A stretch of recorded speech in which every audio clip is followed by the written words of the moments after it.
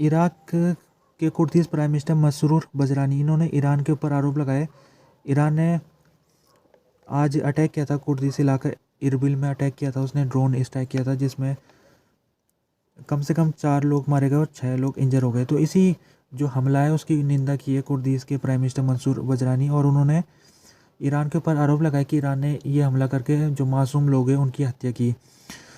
जो ये हमला है ये कुर्दिस्तान इलाके में है, ये कुर्दिस्तान का इलाका इराक में पड़ता है और ये सेल्फ ऑटोनोमस इलाका है। ईरान ने यहाँ पर जब अटैक किया तो उसका ईरान का कहना है कि इस जहाँ पर अटैक हुआ है वहाँ पर इसराइल की स्पाई हेडक्वार्टर है यहाँ पर, यानी कि जो इसराइल है यहाँ पर जासूसी का उसका जो भी काम होता है उसका हेडक्वार्टर इस इलाके में है। तो हमने इसको निशाना बनाया इसराइल के स्पाई हेडक्वार्टर को। जबकि जो मंसूर है वो कह रहे हैं कि झूठा आरोप है, ये कोई यहाँ पर स्पाई हेडक्वार्टर नहीं था, बल्कि यहाँ पर सिविलियन लोगों के घर थे जिनके नुकसान हुआ है वहाँ पर।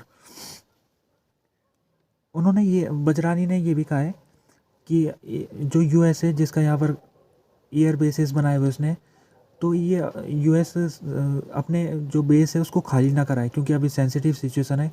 और यूएस ने यहाँ पर बेसिस जब से इस्लामिक स्टेट ने इस इलाके को कब्जे में ले रखा था तब से यूएस यहाँ पर कार्रवाई कर रहा है। और इस्लामिक स्टेट को हराने के बाद यूएस ने यहाँ पर जो बेसिस बनाए थे उसने अभी तक वो बेसिस खाली नहीं किए। यूएस के इराक के अंदर काफ़ी सारे बेसिस है और ज़्यादातर जो बेसिस है वो कुर्दिश इलाकों में है। तो जो कुर्दिश के प्राइम मिनिस्टर है बजरानी, वो यूएस से अपील कर रही है कि अभी वो अपने बेसिस खाली ना कराए। जहाँ तक इराक की गवर्नमेंट है उसका भी स्टेटमेंट आया और उसने कहा है कि वो निंदा करती है जो ईरान ने आज कदम उठाया, और ईरान ने जो इराक की सोवरेनिटी है उसका उल्लंघन किया है। इराक ने कहा है कि हम यूएनएससी में कंप्लेंट फाइल करेंगे, यूनाइटेड नेशन सिक्योरिटी काउंसिल में वो ईरान की कंप्लेंट फाइल करेंगे। और साथ में उन्होंने ये भी कहा है कि हम ईरान से अपना जो एम्बेसडर है हम उसको वापस बुला रहे हैं। अमेरिका का भी स्टेटमेंट आ गया। अमेरिका ने कहा है कि जो ईरान का अटैक हुआ है आज के दिन, इससे जो इराक की स्टेबिलिटी है उसको अंडरमाइन हो गई है स्टेबिलिटी, यानी जो बड़ी मुश्किल से स्टेबिलिटी इराक के अंदर लाई गई है उसको स्टेबिलिटी को झटका पहुंचा है। यूएस के जो सेंट्रल कमांड है उन्होंने आज स्टेटमेंट में कहा है कि 11 जनवरी के दिन यूएस की जो सेंट्रल कमांड की शिप है उन्होंने एक इंटरसेप्ट किया था एक शिप को, और जो शिप तो ईरान से निकल के वो यमन की तरफ जा रही थी और उस शिप में हथियार भरे हुए थे। तो यानी कि ये ईरान से हथियार जाके यमन में हाउती के पास भेजा जा रहे थे ये वेपन्स। तो बीच में इसको इंटरसेप्ट कर दिया था यूएस की सेंट्रल कमांड ने।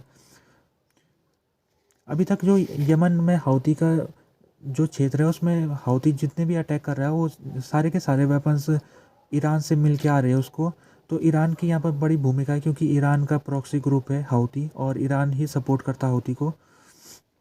सऊदी अरब के जो फॉरेन मिनिस्टर है प्रिंस फैसल, उन्होंने उन्होंने ये हिंट किया है कि अगर इसराइल फ़िलिस्तीन देश को अस्तित्व में आने देता है, यानी कि अगर इसराइल और फ़िलिस्तीन दोनों देश स्वतंत्र देश इस एरिया में आते हैं तो हम इसराइल के साथ संबंध बना सकते हैं। जो सऊदी अरेबिया उसने इसराइल को स्वीकार नहीं किया है, और सऊदी अरेबिया की पॉलिसी ये है कि जो ये क्षेत्र है पूरा जिसमें इसराइल और फ़िलिस्तीन आता है ये पूरा का पूरा क्षेत्र फ़िलिस्तीन का है और इसमें इसराइल ने ऑक्यूपाई कर रखा है इस क्षेत्र को। तो सऊदी अरेबिया ने अभी तक उसकी पॉलिसी ये है कि जो ये पूरा है इलाका वो फ़िलिस्तीन का इलाका और इसराइल को इस इलाके में रहने का कोई अधिकार नहीं है। हालांकि ये सिचुएशन चेंज होती रही है, लगभग 20-30 साल पहले से नॉर्मलाइजेशन शुरू होने लग गया था, लेकिन अभी तक डिप्लोमेटिक संबंध दोनों के देशों के बीच में नहीं बने। अमेरिका के जो डोनाल्ड ट्रंप थे जब वो राष्ट्रपति थे तो उन्होंने अब्राहम अकॉर्ड निकाला था जिसके तहत वो अरब स्टेट को मनाने की कोशिश कर रहे थे कि वो इसराइल को रिकॉग्नाइज़ कर दे। तो कई देशों ने रिकॉग्नाइज़ कर दिया था, जैसे यूएई ने रिकॉग्नाइज़ कर दिया था, मोरक्को ने रिकॉग्नाइज़ कर दिया था, और बात चली थी कि जो सऊदी अरेबिया है वो भी इसराइल को रिकॉग्नाइज़ कर देगा। लेकिन बीच में फिर ये अटैक हो गया 7 अक्टूबर का, तो उसके बाद ये मामला ठंडे बस्ते में चले गया।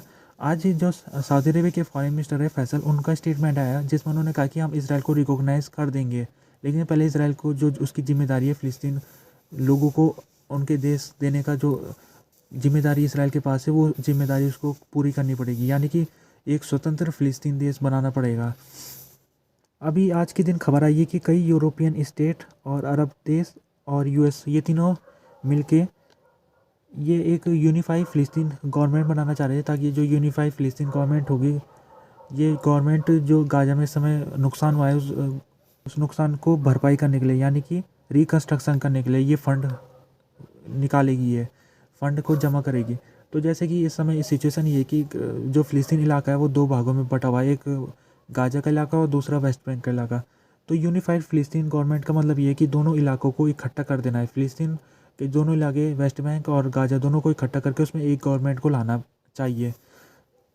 तो जब एक गवर्नमेंट आ जाएगी तो फिर उस गवर्नमेंट का काम ये रहेगा कि वो अरब देशों के पास जाएगी गवर्नमेंट और उनसे पैसा की मांग करेगी और कहेगी कि आप हमारी मदद कीजिए क्योंकि हमारे यहाँ बहुत नुकसान हो गया है, तो हमको काम करना है। तो जो अरब देश है फिर वो, क्योंकि एक गवर्नमेंट बन गई है फ़िलिस्तीन गवर्नमेंट, तो अगर ऐसा हो जाता है तो वो अपना पैसा जारी कर देंगे। तो क्योंकि इस निगोशिएशन में अरब देशों को भी शामिल किया गया है, तो अरब देश भी ये चाहते हैं कि यहाँ पर एक यूनिफाइड फ़िलिस्तीन गवर्नमेंट बनी जाए। और एंथोनी ब्लिंकन का स्टेटमेंट भी इसके ऊपर आया। उन्होंने कहा कि अरब देश तभी जाके इन्वेस्टमेंट करेंगे गाज़ा के ऊपर जब उनको लगेगा कि दोबारा से ऐसा कोई अटैक इजराइल की तरफ से नहीं हो। यानी कि कहने का मतलब है, अगर उनको लगेगा कि हम पैसा यहाँ पर लगा रहे गाज़ा में, लेकिन 2 साल बाद इजराइल फिर से इसको, जो पैसा हमने लगाया उसको तोड़ फोड़ कर दिया, इजराइल ने बिल्डिंग को तोड़ दिया, हॉस्पिटल को तोड़ दिया, तो फिर अरब देश क्यों लगाएंगे उस जगह में पैसा जब उनको लगेगा कि ये सुरक्षित नहीं है। तो कहने का मतलब ये है कि ये जो इन्वेस्टमेंट अगर अरब देश करेंगे तो उनको पहले सिक्योरिटी गारंटी मिलनी चाहिए अरब देशों को कि इसराइल दोबारा से इस इलाके में हमला नहीं करेगा।